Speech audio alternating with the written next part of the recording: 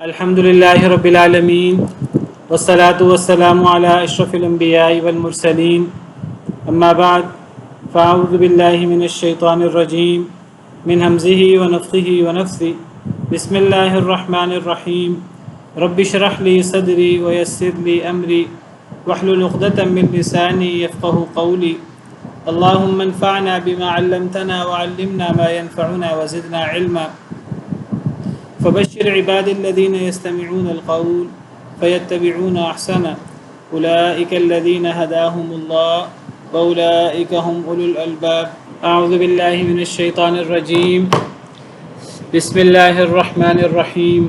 کل شروع کی دو آیتیں پڑھی تھیں تو بس شروع سے ہی دوبارہ شروع کر دیتے ہیں، برکت کے لیے دوبارہ دو آیتیں پڑھ لیتے ہیں، پھر آگے بات کو بڑھاتے ہیں۔ اعوذ باللہ من الشیطان الرجیم بسم اللہ الرحمن الرحیم الف لام را تلک آیات الکتاب وقرآن مبین۔ الف لام را حروف مقطعات میں سے ہے۔ تلک آیات الکتاب، یہ آیتیں ہیں کتاب کی اور قرآن مبین کی۔ تو میں نے کل وضاحت کی تھی تفصیل کے ساتھ کہ کتاب اور قرآن مبین یہ قرآن کریم کے ہی دونوں نام ہیں۔ درمیان میں واو مغایرت کے لیے نہیں ہے، درمیان میں واو تفسیر کے لیے ہے، وضاحت کے لیے ہے۔ جو ہم پڑھ رہے ہیں یہ کتاب کی آیات بھی ہیں اور قرآن مبین کی آیات بھی ہیں۔ کتاب سے مراد بھی قرآن ہے اور قرآن مبین سے مراد وضاحت کرنے والا قرآن، وہ بھی قرآن ہے۔ ربما یود الذین کفروا لو کانوا مسلمین، کبھی ایسا بھی ہوگا کہ پسند کریں گے کافر لوگ کاش کہ وہ مسلمان ہوتے۔ کل میں نے اس کی وضاحت کی تھی کہ ربما اصل میں رب ما ہے، دو لفظ ہیں، ربا اور ما، اور ربا عربی میں اس کو ربا بھی پڑھ دیتے ہیں اور ربا بھی پڑھ دیتے ہیں بغیر شد کے بھی۔ تو یہ زیادتی کے معنی میں بھی آتا ہے، بہت دفعہ ایسا ہوتا ہے، اور یہ کبھی کبھی کمی تقلیل کے معنوں میں آتا ہے، بہت کم ایسا ہوتا ہے۔ یہ دو اس کے متضاد معنی ہوتے ہیں۔ تو بعض مفسرین کی رائے یہ ہے کہ یہاں یہ تقلیل کے معنی میں ہے، کم تقلیل یعنی کم ہی ایسا ہوتا ہے کہ پسند کریں کافر لوگ کہ کاش کہ وہ مسلمان ہوں۔ تو ہمیں اس کا معنی کرنا ہوگا کہ کبھی ایسا بھی ہوگا کہ کافر لوگ تمنا کریں گے، پسند کریں گے کاش کہ وہ مسلمان ہوتے۔ میں نے وضاحت کی تھی کہ زیادہ تر مفسرین کے مطابق اس سے مراد وہ وقت ہے کہ جب گناہ گار مسلمانوں کو، اہل توحید کو، جب جہنم سے نکال کر جب وہ اپنے عمل کی سزا بھگت لیں گے تو پھر اللہ تعالیٰ ان کو جنت کی نعمت سے سرفراز کریں گے، ان کو ہمیشگی کی نہر میں ڈال کر، نہر الحیات میں ڈال کر، پھر اللہ تعالیٰ انہیں جنت بھیج دیں گے، سب کچھ ان کے جسموں اور ہر چیز کو صحیح سلامت کر کے، صاف کر کے۔ تو جب یہ دیکھیں گے کفار کہ یہ ہمارے ساتھ جہنم میں تھے، یہ لوگ انہوں نے اپنے عمل کی سزا بھگتی ہے، لیکن اب کیا چیز ہے جس کی وجہ سے یہ جنت میں داخلے کے مستحق بنے ہیں اللہ کی رحمت کے بعد، تو انہیں اندازہ ہوگا کہ یہ ان کا ایمان ہے۔ تو وہ اس وقت وہ تمنا کریں گے کاش ایمان یہ ہمارے اندر بھی ہوتا اور یہ ہمارا ایمان ہمیں اللہ کی رحمت سے اللہ کی جنت کا مستحق کر دیتا۔ تو کبھی ایسا بھی ہوگا کہ پسند کریں گے کافر لوگ کاش کہ وہ مسلمان ہوتے۔ بعض مفسرین کی رائے یہ ہے، زیادہ تر مفسرین کی یہی رائے ہے، بعض مفسرین کی رائے یہ ہے کہ اس سے مراد موت کا وقت ہے، موت کے وقت کفار تمنا کرتے ہیں۔ بعض مفسرین کی رائے یہ ہے کہ قبر کا عذاب اور قبر کی ہولناکیاں، اس میں ان کو سزا دی جائے گی، اور جب ان کو بتایا جائے گا کہ تمہاری یہ سزا تمہارے برے اعمال کی وجہ سے ہے، اور اگر تم نیک اعمال کرتے، ایمان لاتے تو تمہیں یہ سزا نہیں ملتی، تمہارے لیے یہ قبر تا حد نگاہ پھیل جاتی، تمہارے لیے قبر جنت کا ٹکڑا بن جاتی، جنت کا باغیچہ بن جاتی، تو وہ تمنا کرے گا کاش کہ ہم مسلمان ہوتے۔ بعض مفسرین کی رائے یہ ہے کہ یہ میدان محشر کی بات ہے۔ میدان محشر میں اہل جنت بھی ہوں گے، اہل جہنم بھی ہوں گے، اللہ والے بھی ہوں گے، اللہ کے نافرمان بھی ہوں گے۔ وہاں تقریباً کافی ساری چیزیں واضح ہو چکی ہوں گی، تو اس وقت جب گناہ گاروں کے سامنے جب ایمان والوں جب ان کو اندازہ ہوگا کہ ایمان والوں کے لیے اب بلند مقام ہے میدان محشر میں بھی، ان پہ کوئی پریشانی نہیں ہے اور وہ جنت میں جائیں گے، تو اس وقت وہ شدید پریشانی میں ہوں گے، شدید خوف میں ہوں گے، تو اس وقت وہ تمنا کریں گے کاش کہ ہم بھی مومن ہوتے۔ تو یہ تو ساری تفسیریں ہیں۔ اگر روبہ ماہ کا معنی ہم تقلیل کے معنی میں کریں کہ کبھی ایسا بھی ہوگا، اور اگر روبہ ماہ کو تکثیر کے معنی میں لے لیں تو بہت دفعہ ایسا ہوگا کہ پسند کریں گے کافر لوگ کاش کہ وہ مسلمان ہوتے۔ تو ایسے بہت سے مرحلے آئیں گے۔ دنیا کا جو ایک وقت ہے، جو آزمائش کا وقت ہے، دنیا دارالابتلاء ہے، دنیا میں لوگوں کو احساس ہو تو دنیا میں لوگ احساس کریں اور اپنی اصلاح کریں اور توبہ کریں۔ دنیا میں توبہ کرنے سے، ایمان لانے سے، توبہ کرنے سے پیچھے سارے گناہ معاف ہو جاتے ہیں۔ دنیا میں لوگ غفلت کی نیند سوئے ہوئے ہیں، دنیا میں لوگوں کو احساس نہیں ہوتا۔ جیسے ہی موت آئے گی تو لوگوں کی آنکھیں کھل جائیں گی۔ اب کتنے مرحلے آئیں گے، کتنی مرتبہ، 10 مرتبہ، 20 مرتبہ، سینکڑوں مرتبہ، ہزاروں مرتبہ، کتنا لمبا عرصہ ہے میدان محشر کا، اور پھر جنت جہنم کا، ہمیشہ ہمیش کا۔ تو اس میں ہزاروں لاکھوں مرتبہ تمنا کریں گے کافر لوگ کاش کہ وہ مسلمان ہوتے۔ تو بہرحال اصل چیز ایمان ہے۔ اور میں نے کل آپ کے سامنے حدیث مبارکہ ذکر کی، سیدنا نوح علیہ السلام نے فرمایا کہ اگر ایک پلڑے میں اللہ رکھ دیا جائے یا لا الہ الا اللہ رکھ دیا جائے، پلڑا اتنا بڑا ہو کہ اس پلڑے میں یعنی یہ آسمان زمین سما سکیں، کہ وہ پلڑا، وہ ترازو تو آخرت کا ترازو ہی ہو سکتا ہے، وہ اللہ کا ترازو ہی ہو سکتا ہے۔ اگر بہت بڑا ایک ترازو ہو اور اس میں میزان ہو، اور اس میں ایک پلڑے میں لا الہ الا اللہ یا لفظ جلالہ صرف اللہ رکھ دیا جائے، اور دوسرے پلڑے میں آسمان زمین، آسمان زمین کتنے بڑے ہیں، ہم ان کی وسعت کا ہم اندازہ نہیں کر سکتے۔ تو آسمان زمین ایک پلڑے میں رکھ دیے جائیں تو وہ لا الہ الا اللہ والا پلڑا جھک جائے گا۔ یہ لا الہ الا اللہ اتنی بڑی چیز ہے، ایمان اتنی بڑی چیز ہے۔ دیکھیے، جنت میں داخلے کے لیے بنیادی شرط ایمان ہے۔ جو بندہ کافر ہے اس کا کوئی نیک عمل قبول ہی نہیں ہے اللہ کے ہاں۔ اللہ کافروں کے بارے میں فرماتے ہیں وَقَدِمْنَا إِلَىٰ مَا عَمِلُوا مِنْ عَمَلٍ فَجَعَلْنَاهُ هَبَاءً مَنْثُورًا، کہ یہ جو نیک اعمال کرتے ہیں ہم ان کے اعمال کو قیامت کے دن اڑتی ہوئی گرد بنا دیں گے۔ اور ہم نے سورہ ابراہیم میں پڑھا کہ کافروں کے اعمال وہ راکھ کی طرح ہیں۔ ایک آندھی والے دن میں جب راکھ چلتی ہے، جب آندھی چلتی ہے سخت آندھی والے دن میں، تو راکھ پڑی ہو تو وہ آندھی کے سامنے راکھ کیا کرے گی، کچھ بھی نہیں کرے گی۔ تو یہ حیثیت کافر شخص کے ظاہری طور پہ نیک اعمال کی ہوتی ہے۔ تو ایمان وہ بنیادی شرط ہے کہ جو جنت میں داخلے کی بنیادی شرط ہے۔ پھر اعمال صالحہ وہ مزید پھر درجات بلند کرنے کے لیے اور ایمان بڑھانے کے لیے پھر اعمال صالحہ ہوتے ہیں۔ تو ایمان بنیادی شرط ہے۔ اللہ فرماتے ہیں ان الذین آمنوا وعملوا الصالحات اولئک هم خیر البریہ۔ اتنی بڑی چیز ہے ایمان، ایمان کو کبھی ہلکا نہ لیں۔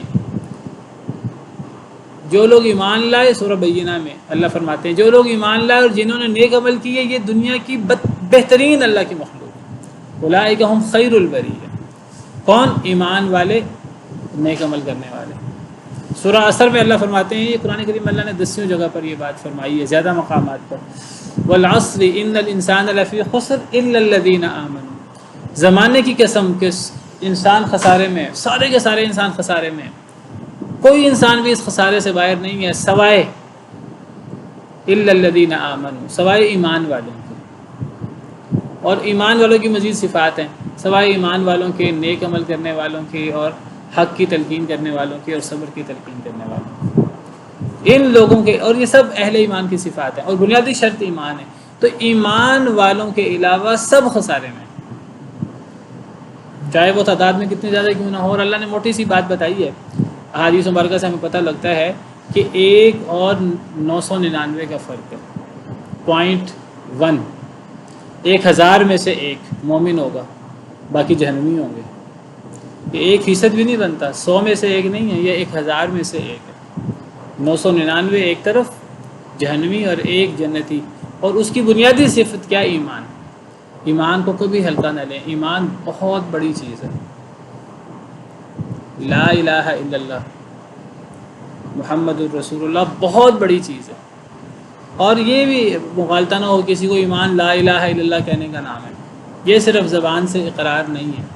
جیسے شکر کے بارے میں ہم نے تفصیل سے بات کی کہ شکر صرف زبان سے شکر نہیں ہوتا، وہ عملی شکر بھی ہوتا ہے۔ اللہ کا ہر حکم ماننا، اللہ کی ہر منع کردہ چیز سے بچنا، یہ عملی شکر ہے۔ اسی طرح ایمان صرف زبان سے اقرار نہیں ہے۔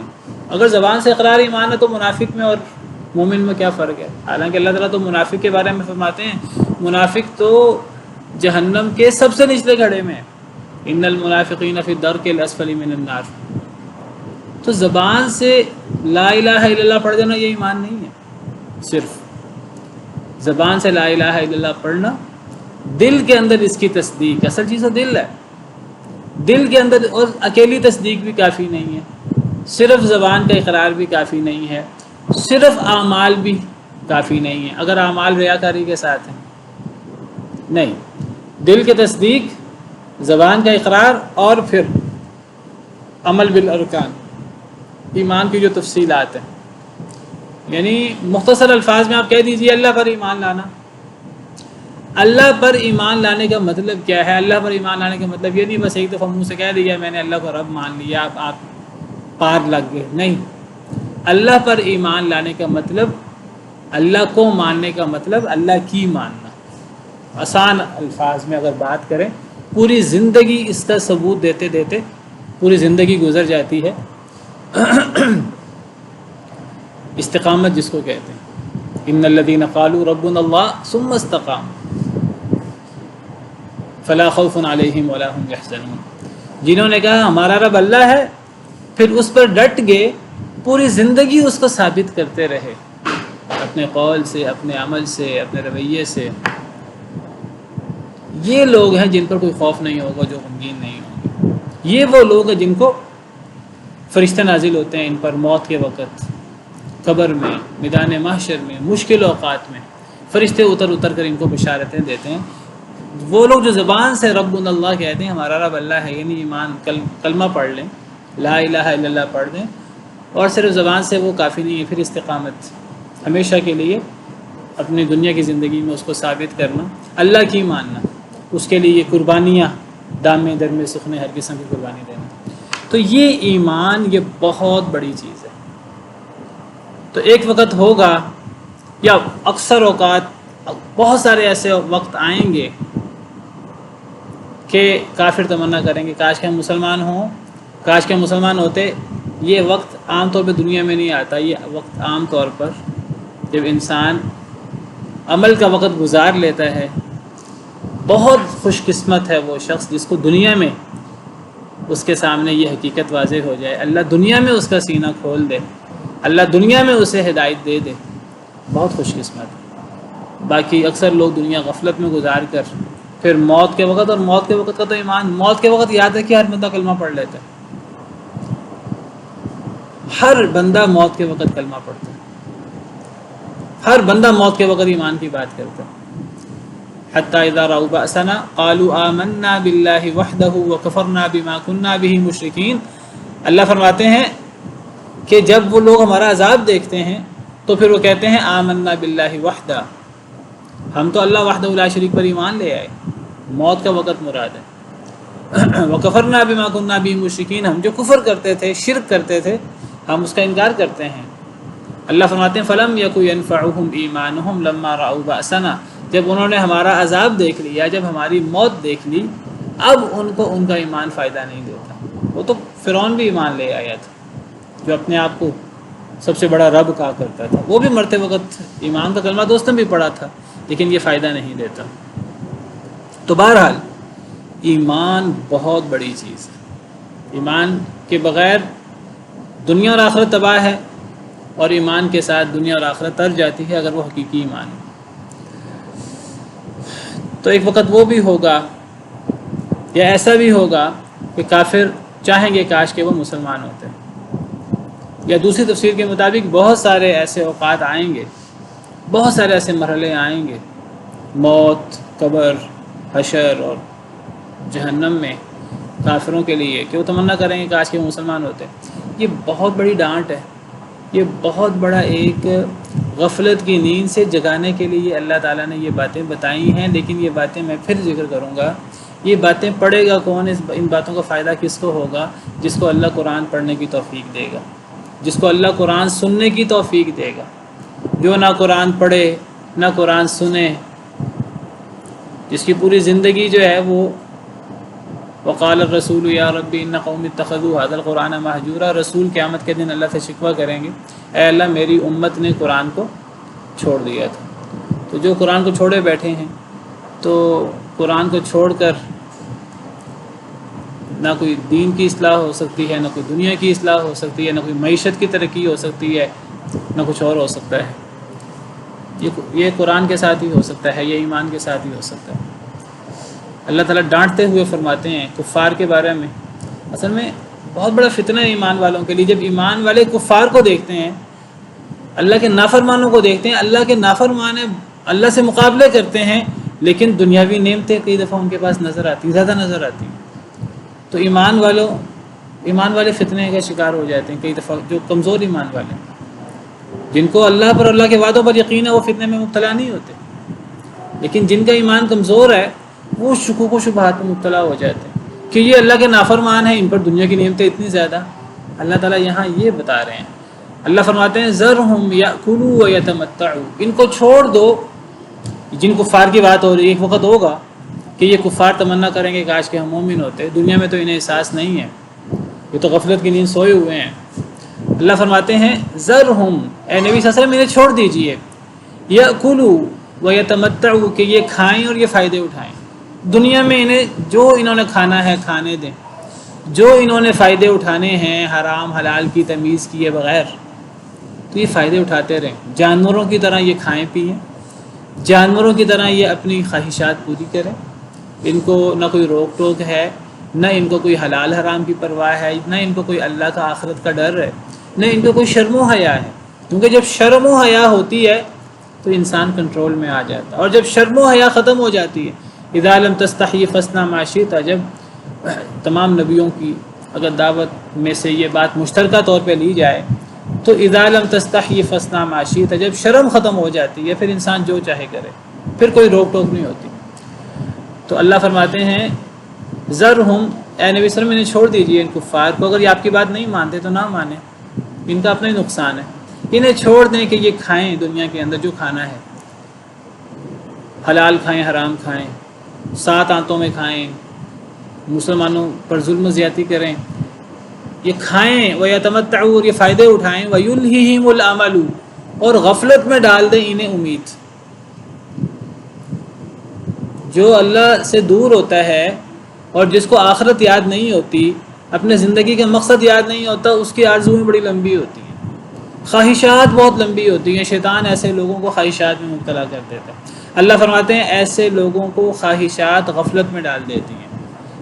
خواہشات ان کی، ابھی ایک گاڑی ہے، ابھی دوسری گاڑی آ جائے، دوسری گاڑی ہے ذرا بہتر ماڈل کی گاڑی آ جائے، ابھی ایک گھر ہے کوئی اچھا بنگلہ بن جائے، یہ اتنا بینک بیلنس ہے تھوڑا اور بینک بیلنس ہو جائے، ابھی اتنا کروڑ ہے اتنا کروڑ ہو جائے، وہ اتنا کروڑ ہو گیا تو اتنے ارب ہو جائیں، اتنے ارب ہو گئے ہیں تو وہ مزید اتنے ارب مل جائیں، اتنے خرب ہو جائیں، ابھی فلاں کے برابر ہے تو پھر فلاں کے برابر ہو جائے، ابھی فلاں کے برابر ہے تو فلاں کے برابر ہو جائے، فلاں کے برابر ہے تو پھر فلاں شاہی خاندان کے برابر ہو جائے، فلاں زرداری کی طرح، اور فلاں وہ پھر لوگوں کے ساتھ مقابلے کر کے فلاں کی بلڈنگ اتنی اونچی ہے، میری بلڈنگ اتنی اونچی ہو جائے، پھر تو قارون کا خزانہ بھی کم ہے اگر ایسی خواہشات دل میں آ جائیں۔ یہ ایسی خواہشات میں شیطان انسان کو مبتلا کرتا ہے، انسان کی موت آ جاتی ہے، خواہشات کبھی ختم نہیں ہوتی۔ تو یہ کوئی اللہ تعالیٰ اجازت نہیں دے رہے کہ اے نبی صلی اللہ علیہ وسلم کافروں کو چھوڑ دیں، یہ جو انہوں نے کھانا کھائیں، جو انہوں نے فائدہ اٹھائیں، یہ اجازت نہیں ہے، یہ شدید ڈانٹ ہے، یہ بڑی سخت ترین ڈانٹ ہے کہ اگر انہیں اپنی اصلاح نہیں کرنی، اگر ان کو حلال و حرام کی کوئی پرواہ نہیں ہے، اگر ان کو اللہ رسول کی کوئی پرواہ نہیں ہے، اگر ان کو زندگی کے مقصد کے بارے میں انہوں نے کبھی سوچنا نہیں ہے، اگر ان میں اور جانوروں میں کوئی فرق نہیں ہے، تو پھر انہیں جانوروں کی طرح کھانے دیں، پھر انہیں جانوروں کی طرح۔ یہاں تو جانوروں کا ذکر نہیں ہے، میں کیوں جانوروں کا ذکر کر رہا ہوں؟ قرآن کی دوسری آیت میں اللہ نے کفار کا مقابلہ جانوروں سے کیا ہے۔ سورہ محمد میں اللہ فرماتے ہیں ان الذین کفروا یتمتعون ویأکلون کما تأکل الانعام والنار مثوی لهم، کہ کافر لوگ اس طرح فائدے اٹھاتے ہیں دنیا میں اور اس طرح کھاتے ہیں جیسے جانور کھاتے ہیں، اور ان کا ٹھکانہ جہنم ہے۔ جانور ایک بے زبان اور ایک اللہ نے ان کو عقل نہیں دی، وہ عقل مند نہیں ہے ہماری طرح، تو ان کا ایک بڑا سطحی سا بس کھانا پینا ہے، ایک فطرت پر ہیں وہ اللہ کی طرف سے، وہ اس فطرت سے نکلتے بھی نہیں ہیں۔ لیکن جانوروں کا کام کھانا پینا سونا، اور جنگل کا قانون ہوتا ہے اسی کے مطابق وہ زندگی گزار دیتے ہیں۔ تو اگر ایک انسان بھی اگر جانوروں کی سی زندگی گزارے تو یہ کوئی زندگی تو نہیں ہے۔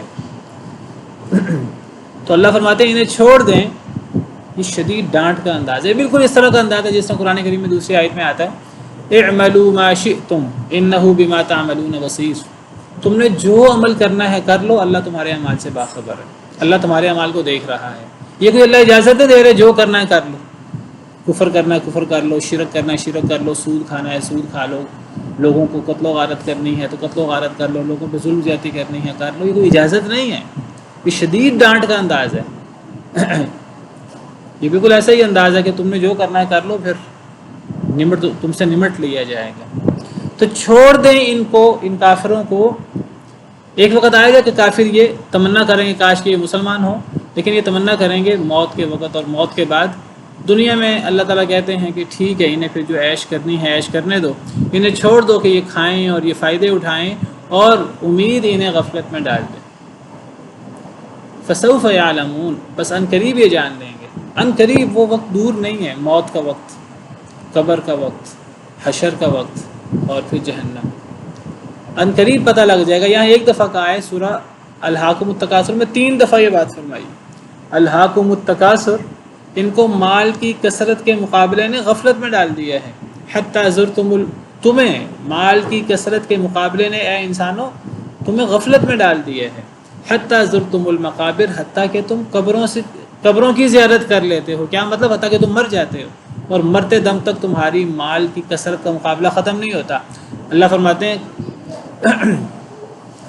حتی زرتم المقابر کلا سوف تعلمون، ہرگز نہیں جلد ہی تم جان لو گے، ثم کلا سوف تعلمون، پھر ہرگز نہیں جلد ہی تم جان لو گے، کلا لو تعلمون علم الیقین، اور تیسری دفعہ اللہ فرماتے ہیں کہ کاش کہ تم جانتے ہوتے یقینی علم، تمہیں اللہ کی باتوں کا یقین ہوتا۔ لترون الجحیم، جب تم جہنم کو دیکھو گے، ثم لترونها عین الیقین، پھر تم جہنم کو یقینی آنکھ سے دیکھو گے، ثم لتسألن یومئذ عن النعیم، پھر تم سے نعمتوں کے بارے میں سوال ہوگا۔ تو یہ اللہ فرماتے ہیں فسوف یعلمون، تمہیں لگ پتہ جائے گا، ان قریب یہ جان لیں گے۔ بہت ڈانٹ کا انداز ہے اور بہت غفلت کی نیند سے جگانے کا انداز ہے، لیکن وہی بات، یہ اس کے لیے ہے ڈانٹ، یہ اس کے لیے یہ ٹھوکر ہے، یہ اس کے لیے غفلت کی نیند سے جاگنے کی بات ہے جو قرآن پڑھے، جو قرآن پڑھے ہی نہ، جو قرآن پڑھے اور پھر اس میں تدبر کرے، پھر اس کے مطابق اپنے آپ کو ڈھالنے کی کوشش کرے، عمل کرنے کی کوشش کرے۔ وما اہلکنا من قریۃ الا ولها کتاب معلوم، اور نہیں ہم نے ہلاک کیا کسی بستی کو الا ولها کتاب معلوم، مگر اور اس کے لیے تھا ایک لکھا ہوا معلوم وقت، اس کے لیے ایک لکھا ہوا معلوم تھا، معلوم سے مراد مقرر، طے شدہ، لکھا ہوا۔ اللہ فرماتے ہیں ہم نے کسی بستی کو ہلاک نہیں کیا مگر اس بستی کی ہلاکت پہلے سے اللہ نے لکھ رکھی تھی، اس کی ہلاکت کا جو وقت تھا وہ معلوم تھا، طے شدہ تھا، اور لکھا ہوا تھا، کتاب تھا، وہ لکھا ہوا تھا اور وہ معلوم تھا۔ یعنی اللہ اپنے علم کی بات کر رہے ہیں، اپنے سابق علم کی۔ اللہ نے کسی کو دنیا میں ظاہری نعمتیں دی ہیں، وہ بھی اللہ نے اپنے ساتھ، کسی کا کوئی کمال نہیں ہے، تو یہ نہ سمجھے کہ میں نے اپنے زور بازو سے یہ نعمتیں کمائی ہیں، یہ سارا میرا علم ہے، یہ ساری میری صلاحیتیں ہیں، یہ اللہ کی دین ہے، اللہ کا انعام ہے جو اللہ نے دی ہے۔ اور کسی کو اگر اللہ ہلاک کرتے ہیں، کسی کو اللہ مصیبت دیتے ہیں، ہر چیز لکھ رکھی ہے اللہ نے۔ اللہ فرماتے ہیں ہم نے کسی بستی کو ہلاک نہیں کیا مگر اس کی ہلاکت کا وقت بھی صرف طے نہیں تھا، لکھا ہوا بھی تھا، کتاب معلوم تھا، وہ لکھا ہوا تھا، معلوم۔ ما تسبق من امت اجلها وما يستأخرون، نہیں سبقت لے جاتی کوئی جماعت، کوئی امت اجلہا اپنی مدت سے، کون سی مدت؟ جو اللہ نے لکھ کر طے کر رکھی ہے۔ کوئی جماعت بھی اس لکھی ہوئی مدت سے سبقت نہیں لے جاتی، ایک لمحہ سبقت نہیں لے جا سکتی۔ وما یستأخرون، اور وہ لیٹ بھی نہیں کر سکتے۔ اللہ نے جو وقت لکھ رکھا ہے اس لکھے ہوئے وقت میں نہ ایک لمحہ جلدی ہو سکتی ہے نہ ایک لمحہ تاخیر ہو سکتی ہے۔ یہ بہت بڑی ڈانٹ ہے، بہت بڑا الٹیمیٹم ہے ان لوگوں کے لیے جو بار بار نبیوں سے کہتے ہیں، بار بار حق کی دعوت دینے والوں سے کہتے ہیں مذاق اڑاتے ہوئے کہ تم جو کہتے ہو کہ اللہ کی بات نہیں مانیں گے تو عذاب آئے گا، عذاب کدھر ہے؟ اللہ فرماتے ہیں لکھا ہوا ہے، اگر نہیں آ رہا تو اللہ نے تمہیں تھوڑی سی مہلت دی ہوئی ہے، وہ مہلت لکھی ہوئی ہے۔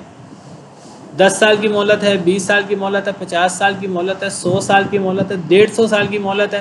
اس نبی کی زندگی میں تم پر عذاب آنا ہے نہیں آنا، اس حق کی دعوت دینے والے کی زندگی میں تم پر عذاب آنا ہے کہ نہیں آنا، ایک ایک بات لکھی ہوئی ہے۔ تم اللہ کو کیا چیلنج کرتے ہو؟ اللہ کو کوئی چیلنج نہ کرے، ہر چیز لکھی ہوئی ہے، اور جو لکھا ہوا ہے اسے ایک نہ ایک لمحہ پہلے ہونا، نہ ایک لمحہ لیٹ ہونا ہے۔ جب وہ وقت آ جائے گا پھر لوگ دہائیاں دیں گے کہ کاش کے چند لمحے دے دیے جائیں، ہم اللہ کی باتیں مان لیں، رسول پر ایمان لے آئیں، صدقہ کر لیں، یہ کر لیں وہ کر لیں، ایک لمحہ بھی نہیں دیا جائے گا۔ وقالوا یا ایھا الذی نزل علیہ الذکر انک لمجنون۔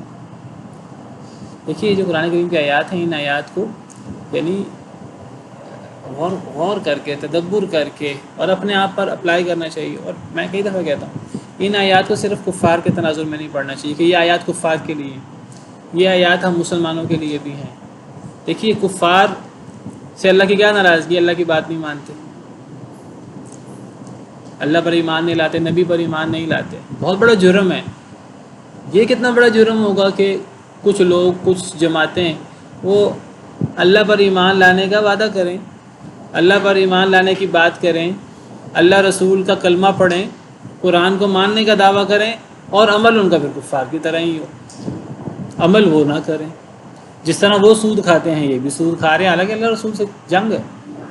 جس طرح وہ کفر و شرک کرتے ہیں تو مسلمان ایمان کا نام لے کر کفر و شرک شروع کر دیں تو وہ نافرمانیاں کرتے ہیں اللہ کی، اللہ سے ڈرتے نہیں ہیں۔ مسلمان اگر اللہ رسول کا کلمہ پڑھنے کے بعد، آخرت پر ایمان لانے کا دعویٰ کرنے کے باوجود، جنت جہنم پر ایمان لانے کے باوجود اگر وہ حلال حرام کی پرواہ نہ کرے، اگر وہ اللہ کی نافرمانیاں کرنا شروع کرے، تو اللہ کی نہ کسی سے رشتہ داری ہے، کسی ایمان والے سے، اور نہ کسی کافر سے اللہ کی کوئی دشمنی ہے۔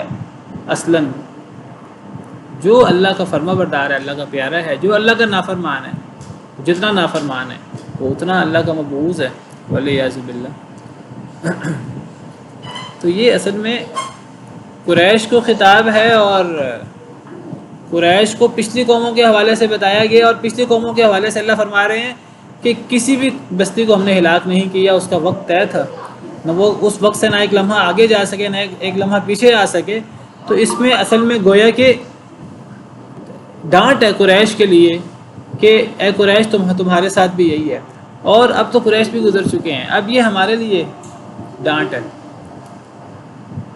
اب یہ باتیں ہمارے لیے ہیں کہ پچھلی بستیوں کے بھی اللہ نے وقت مقرر کر رکھے تھے، اگر وہ اللہ کے نافرمان تھے تو جو اللہ کے نافرمان ہیں اللہ نے ان کی ہلاکت کے وقت مقرر کیے ہوئے ہیں۔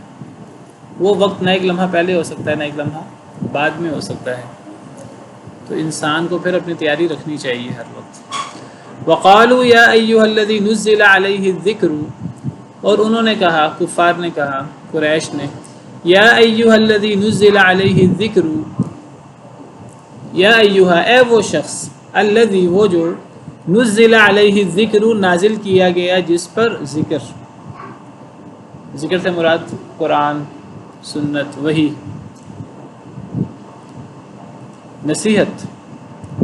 نبی صلی اللہ علیہ وسلم نصیحت کی بات کرتے تھے، آپ کی ساری وحی نصیحت ہے، قرآن ہو یا قرآن کے علاوہ آپ پر اللہ نے وحی اتاری سنت کی صورت میں۔ نبی صلی اللہ علیہ وسلم دعویٰ کرتے تھے کفار کے سامنے مجھے اللہ نے نبی بنایا ہے، مجھ پر اللہ کی طرف سے وحی آتی ہے، قرآن کتاب کی صورت میں، کتاب کے علاوہ بھی اللہ سے میرا رابطہ ہے فرشتے کے واسطے سے یا فرشتے کے بغیر، اللہ مجھ پر وحی بھیجتے ہیں، میں اللہ کی وحی کے نتیجے میں تمہیں دعوت دیتا ہوں، تمہیں نصیحت کرتا ہوں، تمہاری اصلاح کی بات کرتا ہوں، تمہاری خیر خواہی کی بات کرتا ہوں۔ آگے سے مذاق اڑاتے تھے۔ کیا مذاق اڑاتے تھے؟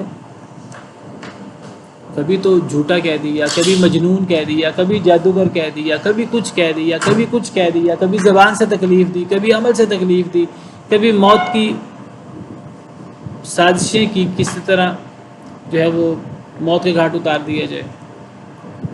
تو جو شدید قسم کی آزمائشیں آئی ہیں، ان آزمائشوں میں ایک آزمائش جو ہے یہ بھی ہے کہ الٹے سیدھے القابات کے ساتھ پکارنا اور مذاق اڑانا۔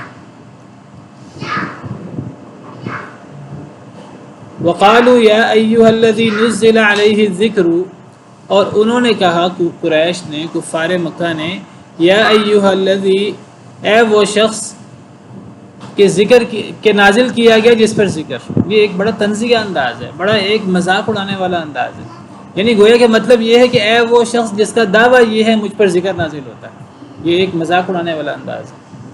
انہوں نے کہا اے وہ شخص جس پر ذکر نازل کیا گیا، انک لمجنون، تو مجنون ہے، والعیاذ باللہ۔ یہ اتنا بڑا اللہ کی نافرمانی ہے، یہ اتنی بڑی نافرمانی ہے تصور نہیں کر سکتے۔ یعنی بجائے اس کے، یعنی وہ شخصیت، اللہ کے وہ بندے جن کو اللہ نے چن لیا ہے اپنی نبوت کے لیے، اپنی رسالت کے لیے، جو اللہ کے برگزیدہ ترین بندے ہیں، مخلوق میں سب سے افضل اللہ کے نبی، اللہ کے رسول، اور پھر نبیوں کے سردار، سید الانبیاء والمرسلین، نبی کے کوئی بندہ اللہ کے ولی کو تکلیف دے تو اللہ تعالیٰ اسے جو ہے وہ اللہ شدید ناراض ہوتے ہیں اس سے۔ اور اگر کوئی اللہ کے نبیوں کو تنگ کرے، اللہ کے نبیوں کو تکلیف دے اور اللہ کے نبیوں کا مذاق اڑائے اور پھر نبی کریم صلی اللہ علیہ وسلم کا مذاق اڑائے، زبان سے مذاق اڑائے، عملاً تکلیف دے، زخمی کر دے اور مختلف طریقوں سے تکلیف دے، تو کتنی بڑی زیادتی ہے، کتنا بڑا جرم ہے، ایسا جرم ہے جو قابل معافی نہیں ہے۔ انہوں نے کہا اے وہ شخص جس پر ذکر نازل کیا گیا ہے، بے شک تو مجنون ہے، والعیاذ باللہ۔ لومات مجنون کس معنی میں؟ کوئی اس معنی میں مجنون کہتے تھے کہ آپ ہمیں کس چیز کی دعوت دیتے ہیں، آپ بات کرنی ہے تو آپ کو دنیا کے فائدے کی بات کریں، جو اصل چیز ہے۔ آپ دنیا کو چھوڑ کر آخرت کی بات کرتے ہیں، قیامت کی بات کرتے ہیں، قیامت کا دن ہونا ہے نہیں ہونا، ہم مرنے کے بعد کیسے زندہ ہوں گے۔ تو یہ تو بڑا، وہ کہتے تھے بے وقوفی ہے، یہ تو پاگل پن ہے، والعیاذ باللہ۔ لو ما تأتینا بالملائکۃ، مذاق اڑاتے تھے، کیا کہتے تھے؟ کیوں نہیں تو لاتا ہمارے پاس فرشتوں کو، ان کنت من الصادقین، اگر تو سچوں میں سے۔ دیکھیے، ایک تو اے وہ شخص جسے دعویٰ ہے کہ اس پر ذکر نازل ہوتا ہے، ایک انکار ہے، ٹھٹھا ہے، مذاق ہے۔ پھر تو مجنون ہے، کتنا بڑا مذاق ہے، کتنا بڑا ٹھٹھا ہے، اور کتنی تکلیف ہوتی ہوگی نبی صلی اللہ علیہ وسلم کو۔ اور پھر تیسری بات کیا کہتے کہ اگر تو سچا ہے تو پھر فرشتے کیوں نہیں لے آتا؟ تو کہتا ہے کہ اگر ہم ایمان نہیں لائیں گے تو اللہ کا عذاب آئے گا۔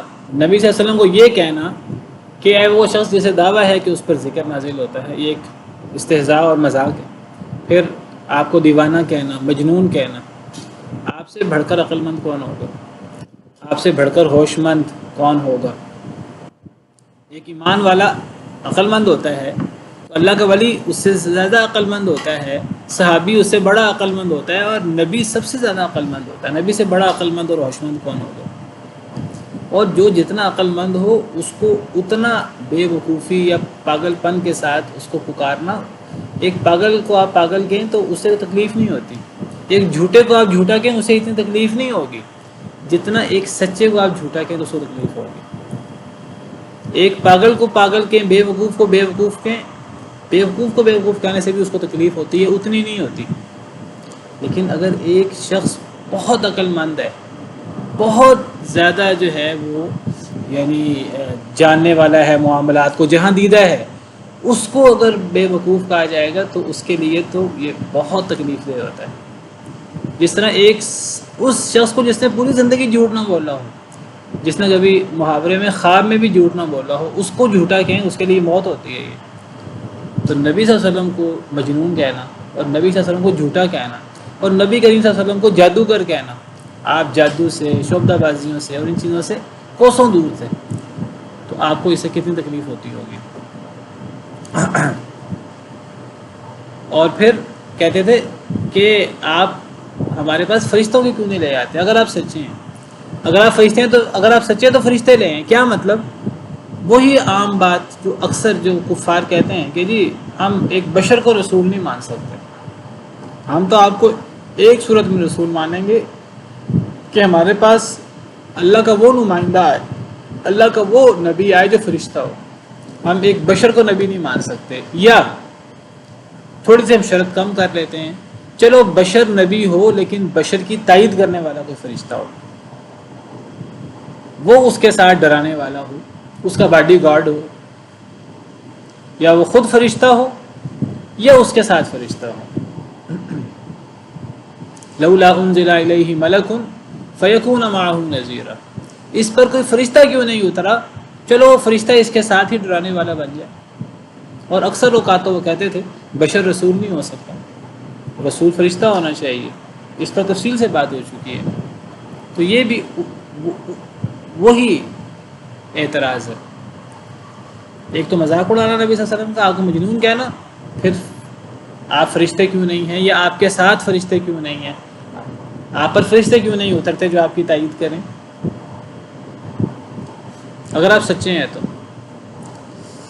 یہ آگے اللہ کا جواب ہے، ما ننزل الملائکۃ الا بالحق، نہیں ہم نازل کرتے فرشتوں کو مگر حق کے ساتھ۔ اللہ فرماتے ہیں تم بار بار کہتے ہو کہ یہ نبی بشر کیوں ہیں، یہ کوئی فرشتہ کیوں نہیں آسمان سے اترا جو نبی بنے، یا نبی پر کوئی فرشتہ کیوں نہیں اترتا، یہ بہت سارے فرشتے تائید کے لیے کیوں نہیں اترتے۔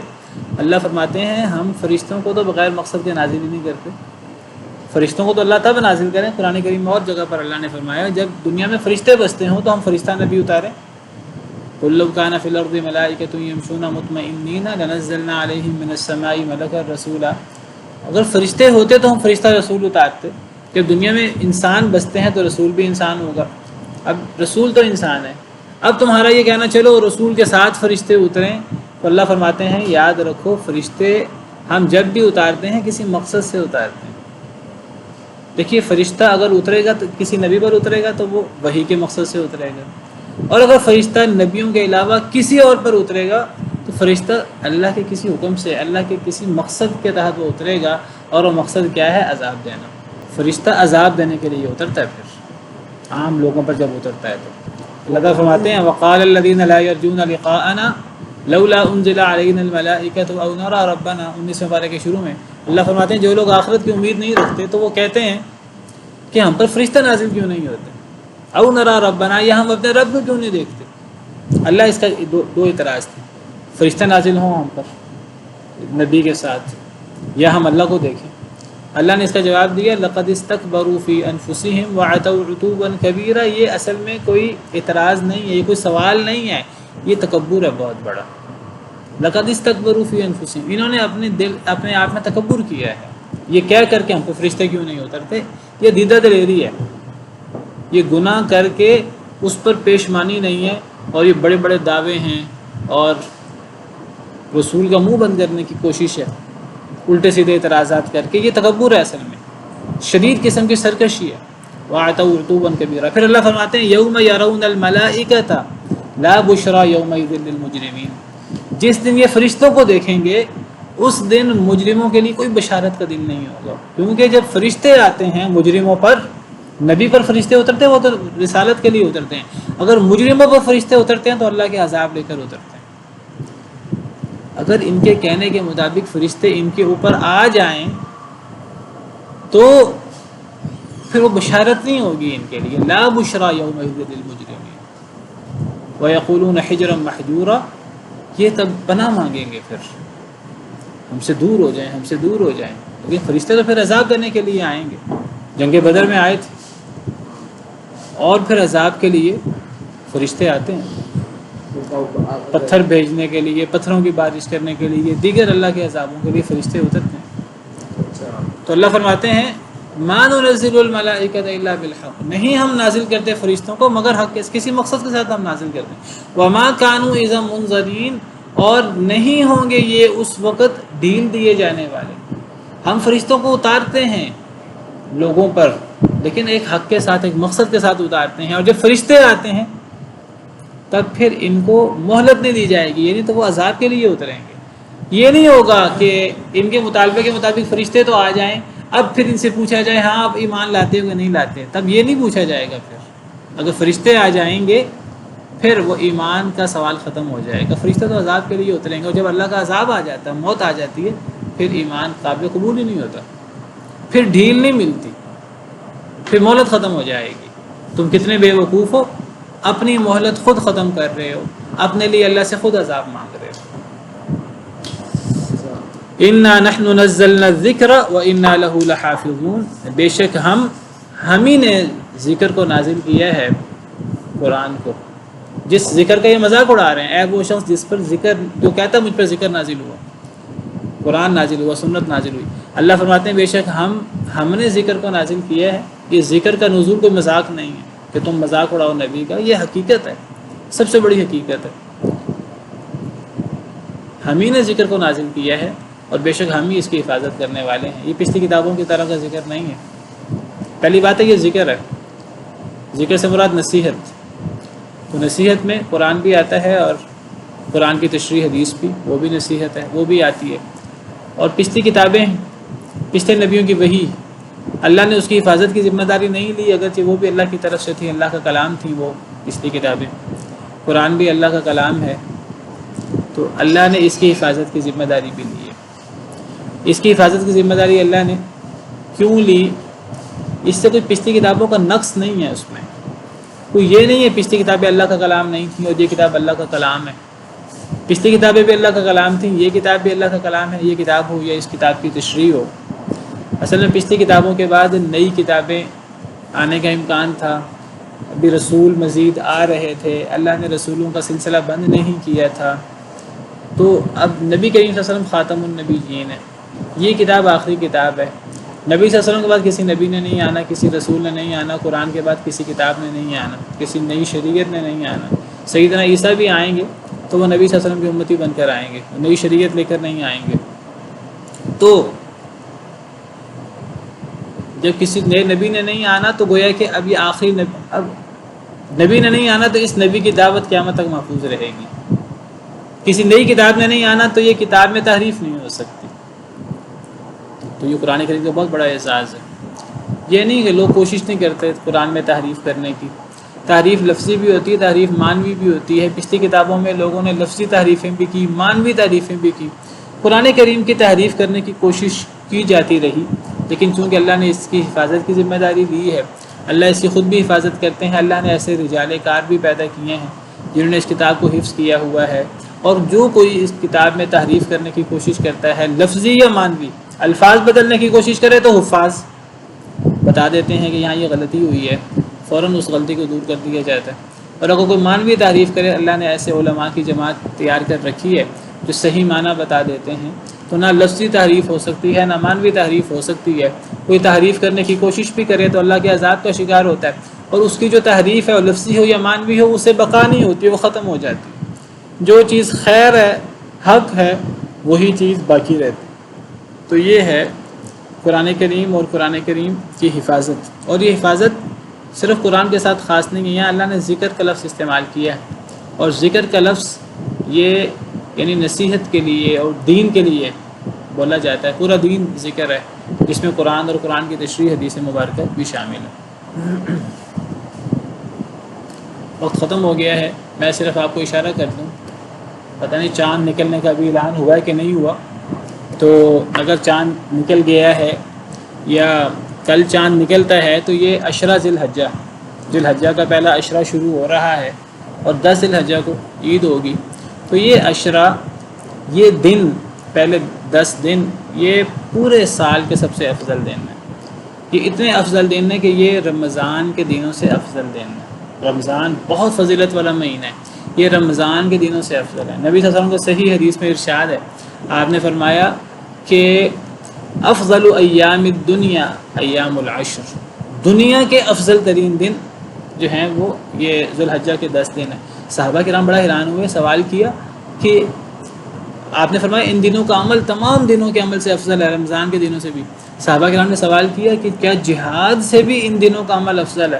تو نبی صلی اللہ علیہ وسلم نے فرمایا ان دنوں کا عمل رمضان سے بھی افضل ہے، جہاد سے بھی افضل ہے.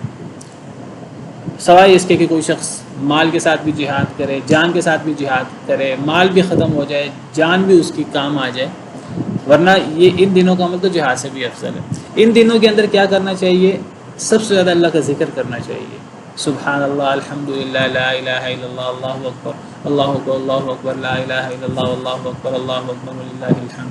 ان دنوں کے اندر روزے رکھنے چاہیے. نبی کریم صلی اللہ علیہ وسلم 10 کے 10 دنوں کا روزہ رکھتے تھے، 9 دنوں کا. اور پھر صدقہ خیرات دیگر نیک کام کرنے چاہیے، جو انسان نیکی کر سکے کرے. یہ رمضان سے بھی افضل دن ہے. سبحان ربک رب العزۃ عما یصفون وسلام علی المرسلین والحمد للہ رب العالمین.